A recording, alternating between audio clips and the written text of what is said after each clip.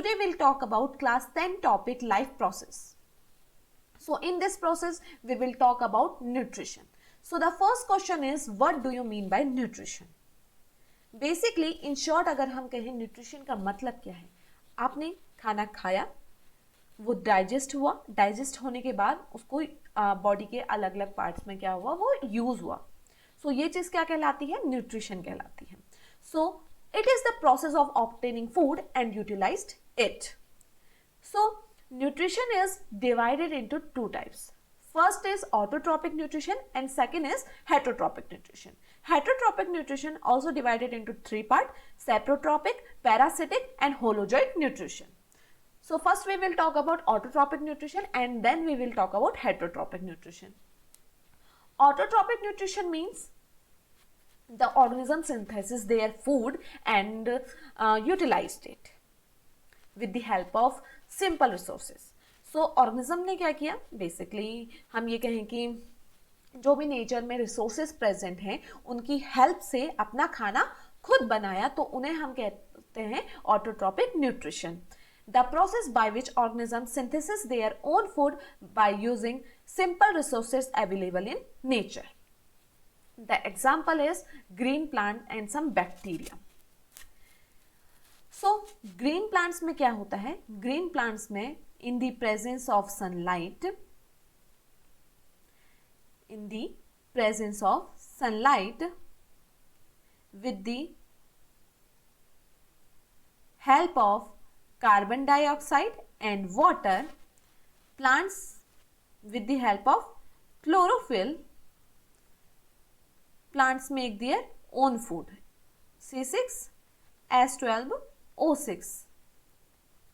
So this process is known as photosynthesis. So plants क्या करते हैं, फोटोसिंथेसिस प्रोसेस की मदद से अपना खाना खुद बनाते हैं. फोटोसिंथेसिस की प्रोसेस क्या होती है, in the presence of sunlight with plants make their own food with the help of carbon dioxide, water and chlorophyll.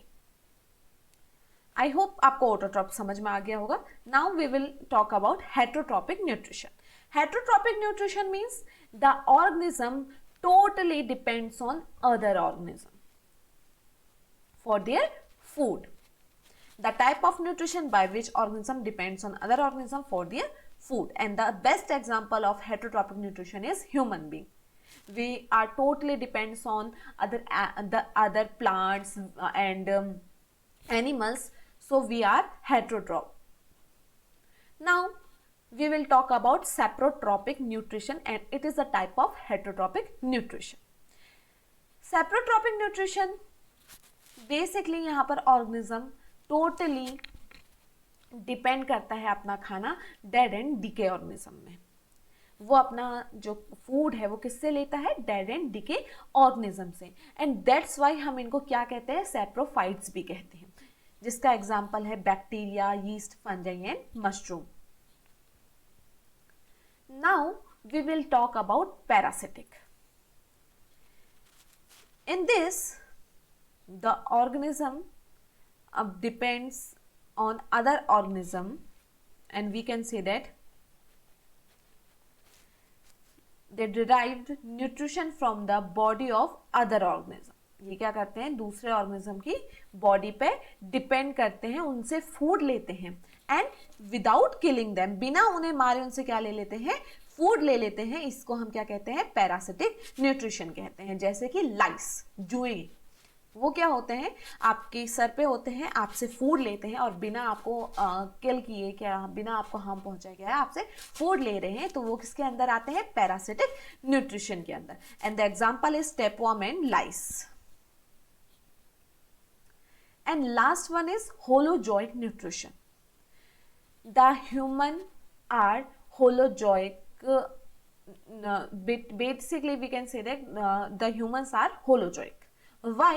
Because they eat food, they eat solid food and then digest it, and the digested food release energy, and this is absorbed by other part of the body.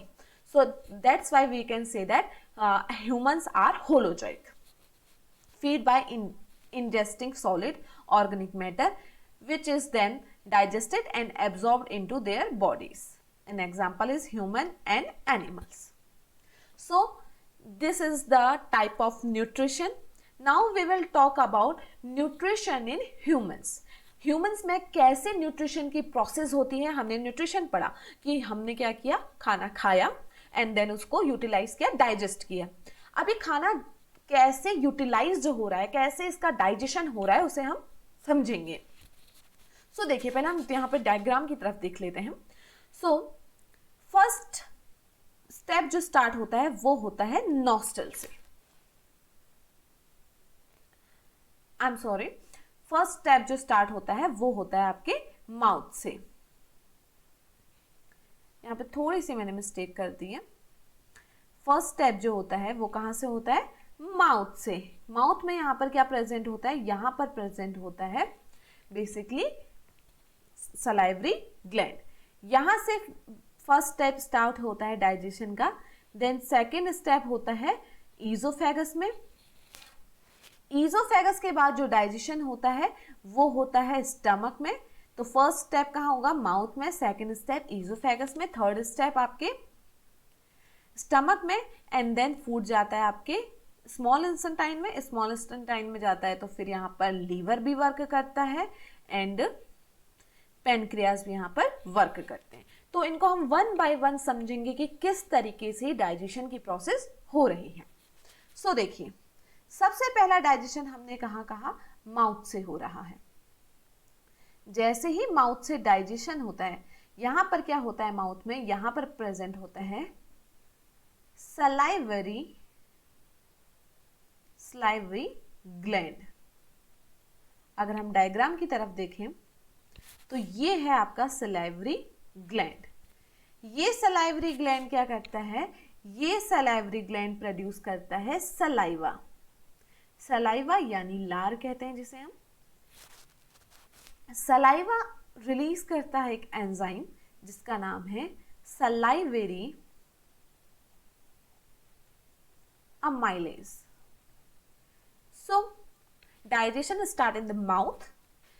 In mouth, salivary gland is present. It's produce saliva and saliva secretes salivary amylase, an enzyme. This salivary amylase secrete what salivary amylase do? It convert 30% sugar into maltose. So mouth में क्या हुआ है, mouth में 30% sugar convert हो जाती है maltose में. तो सबसे पहला डाइजेशन माउथ से स्टार्ट होता है. माउथ में डाइजेशन हुआ, उसके बाद the food is move to oesophagus. Food is move to oesophagus. When food move mouth to oesophagus, यहां पर होती है कॉन्ट्रैक्शन की process,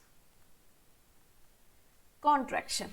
and then food moves to stomach. When food moves to the stomach, यहां पर होती है relaxation की process. So in esophagus there are two types of process occurs. First is contraction and second one is relaxation. In contraction the food move mouth to esophagus and then in relaxation the food move esophagus to stomach. And जहां पर ये दोनों, यहाँ पर ये दोनों हमें movement देखने को मिल रही है, कॉन्ट्रैक्शन एंड रिलैक्सेशन. तो हम इसको हम क्या कहते हैं, इसे हम कहते हैं पेरिसिटालिक movement.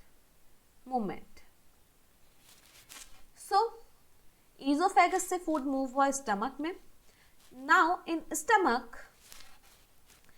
Produce gastric juice. Stomach ने प्रोड्यूस किया गैस्ट्रिक जूस. गैस्ट्रिक जूस क्या कंटेन करता है, it contain HCl, hydrochloric acid, pepsinogen and mucus. सबसे फर्स्ट वर्क कौन करता है यहां पर, HCl. HCl क्या करता है, इट किल्स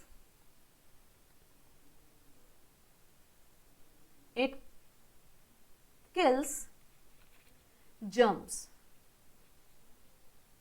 ये क्या करता है, जर्म्स को किल करता है. जैसे आपने भी सुना होगा जब हम खाना खाते हैं तो हमने सुना है कि जब आप खाना खाते हैं तो आपके फूड के साथ लाखों बैक्टीरिया क्या करते हैं, आपकी बॉडी में एंटर करते हैं.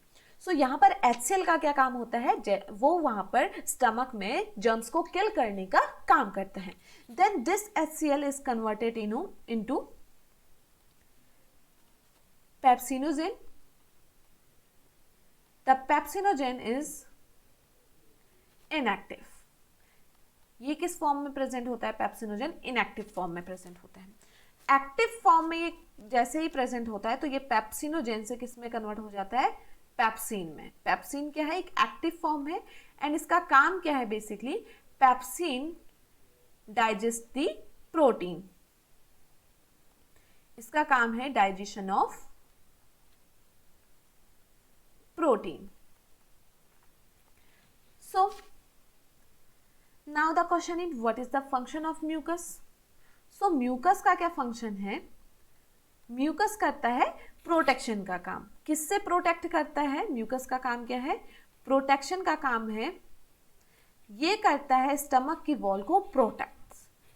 किससे, the action of hydrochloric acid, because the hydrochloric acid concentration is 1.8 pH पर कंसंट्रेशन, जो कि क्या है, काफी डेंजरस है.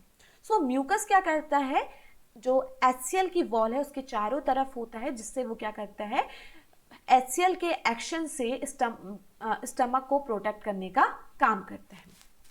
Now food moves to small intestine. In small intestine जैसे ही फूड एंटर किया तो लीवर को पता चला कि यहाँ पर क्या हुआ है कि फूड एंटर हो गया. तो लीवर क्या करता है, liver secrete bile juice. Bile juice का फंक्शन क्या है, the function of bile juice is emulsification of fat. What is the meaning of emulsification? That means breakdown of fat molecule into small globule. And then the next function is pancreas. It secretes pancreatic juice. Pancreatic juice contain trypsin, lipase and nuclease. So देखिए यहां पर क्या हुआ है, सबसे पहले trypsin क्या काम करेगा, इट डाइजेस्ट प्रोटीन, प्रोटीन के डाइजेशन में मदद करेगा. Lipase it digest fat and nuclease it digest DNA and protein. So इस तरीके से क्या हो रहा होता है, आपकी बॉडी में डाइजेशन ऑफ फूड होता है. अब लास्ट में जो स्मॉल इंटेस्टाइन है ये क्या करता है, ये रिलीज करता है डाइजेस्टिव जूस. डाइजेस्टिव जूस सारा का सारा काम जो अब हो चुका है, प्रोटीन का डाइजेशन हुआ, फैट का, DNA का, अब जितना भी फूड बचा हुआ है यहां पर क्या होगा, डाइजेस्टिव जूस करेगा डाइजेशन ऑफ फूड. तो इस तरीके से क्या होती है आपके बॉडी में डाइजेशन की प्रोसेस होती है, या हम कहें न्यूट्रिशन की प्रोसेस होती है आपकी बॉडी में. सो देखिए यहाँ पे हम बात करते हैं, जितना भी आपने अभी तक टोटली पढ़ा इस तरीके से कि सबसे पहले डाइजेशन की प्रोसेस हुई आपके माउथ में, माउथ से ईजोफेगस में, ईजोफेगस से स्टमक में, स्टमक से फिर फूड ने एंटर किया स्मॉल इंटेस्टाइन में. जैसे ही फूड एंटर करेगा लीवर सिक्रीट कर देगा बाइल जूस सिक्रीट करेगा. उसके बाद यहाँ पर पेनक्रियास क्या करेंगे, पेनक्रियास जूस सिक्रीट करेंगे, pancreatic juice. And then last में आपका जो स्मॉल इंटेस्टाइन है ये क्या करेगा, डाइजेस्टिव जूस को सिक्रीट करेगा.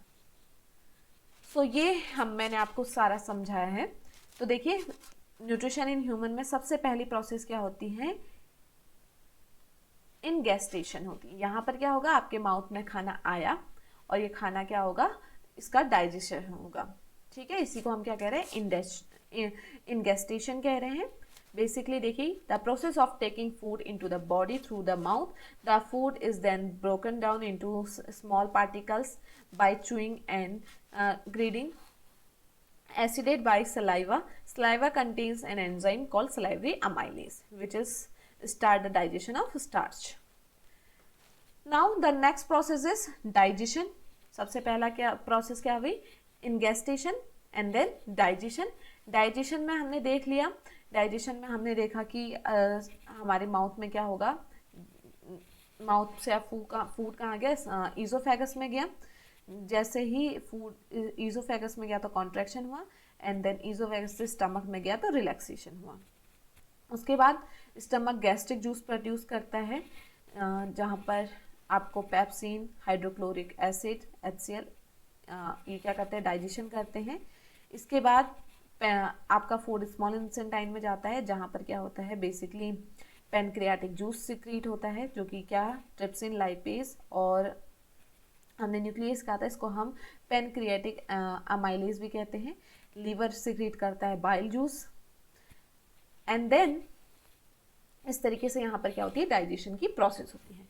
एंड देन उसके बाद नेक्स्ट स्टेप क्या होता है, एब्जॉर्प्शन होता है। एब्जॉर्प्शन में क्या होता है, बेसिकली यहाँ पर स्मॉल इंटेस्टाइन में जो फूड आया, यहाँ पर वो फूड क्या होगा, बेसिकली यहाँ पर उसको एब्जॉर्ब किया जाएगा, एंड देन लास्ट में क्या होगा, लास्ट में उसका यूटिलाइजेशन होगा। फूड डाइजेस्ट होने के बाद उसका यूटिलाइजेशन होगा, जिसे हम क्या कह रहे हैं, एसिमिलेशन कह रहे हैं, और वो बॉडी के अलग अलग पार्ट में जाएगा, जो कि एनर्जी, ग्रोथ, रिपेयर, इन सब चीज़ों में मदद करेगा। तो इस तरीके से ह्यूमंस में आपको क्या देखने को मिलता है, न्यूट्रिशन की प्रोसेस देखने को मिलती है। अब चलते हैं थोड़े से क्विज में और देखते हैं कि आपको इस टॉपिक से कितना समझ में आया है। So the first question is, most of the digestion and absorption of food takes, सबसे ज़्यादा एब्जॉर्प्शन, डाइजेशन एंड एब्जॉर्प्शन कहाँ होता है, तो पहला एग्जांपल दिया है स्मॉल इंटेस्टाइन में, दूसरा है लीवर। लीवर में तो डाइजेशन नहीं होता, लीवर एक हम कहेंगे बाइल जूस सिक्रीट करता है, तो लीवर तो इसका एग्जांपल है नहीं। स्टमक में होता है लेकिन ज़्यादा नहीं होता है, वहाँ पर HCl जैसे ही जर्म्स को किल करता है। पेप्सिन क्या करता है, पेप्सिन वहाँ पर डाइजेशन करता है फूड का, और फूड सीधे स्मॉल इंटेस्टाइन में चल जाता है। And last is large intestine. Large intestine में डाइजेशन नहीं होता है, सो इसका आंसर क्या है, स्मॉल इंटेस्टाइन। सबसे ज़्यादा टाइम जो लगता है वो कहाँ पे लगता है, सबसे ज़्यादा डाइजेशन और एब्जॉर्प्शन का काम कहाँ पे होता है, स्मॉल इंटेस्टाइन में, क्योंकि यहीं पर लीवर सिक्रीट करता है, यहीं पहुँचाता है, बाइल जूस यहीं स्मॉल इंटेस्टाइन में पहुँचता है, पेनक्रिया भी पैनक्रियाटिक जूस जो सिक्रीट कर रहा है वो स्मॉल इंटेस्टाइन में ही आता है, और देन क्या होता है, फूड का डाइजेशन होता है। तो इसका आंसर क्या है, small intestine. Next question is, the contraction and relaxation movement of the wall of food pipe is called। अभी मैंने आपको बताया था कि माउथ से फूड कहाँ गया, ईजोफेगस में गया, तो वहाँ पर कॉन्ट्रैक्शन की प्रोसेस हुई, और ईजोफेगस से फिर हमने कहा था वो कहाँ गया, स्टमक में गया, तो वहाँ पर रिलैक्सेशन की प्रोसेस हुई। और उन दोनों को मिला करके हमने कौन सा मूवमेंट कहा था वो पूछ रहे हैं, तो कौन सा कहा था, पहला ऑप्शन दिया गया है ट्रांसलोकेशन। नहीं, ट्रांसलोकेशन नहीं होता है, ट्रांसलोकेशन तो हुआ जो फूड का ट्रांसफर होना। ट्रांसपीरेशन भी नहीं है, गलत है। ट्रांसपीरेशन में क्या होता है, ट्रांसपीरेशन में क्या जो वाटर होता है वेपर में कन्वर्ट होता है on the surface of leaf, तो वो भी नहीं है। एंड लास्ट इज डाइजेशन भी नहीं है इसका। तो क्या है, कॉन्ट्रैक्शन और रिलैक्सेशन कहाँ होता है, जो ईजोफेगस में होता है। उन दोनों प्रोसेस कहाँ हो रही है, ईजोफेगस में हो रही है, तो वहाँ पे कौन सा मूवमेंट बोलते हैं, पेरिसेटेलिक मूवमेंट बोलते हैं। तो इसका आंसर क्या है, option D. So thank you so much, I hope आपको ये टॉपिक समझ में आया हो।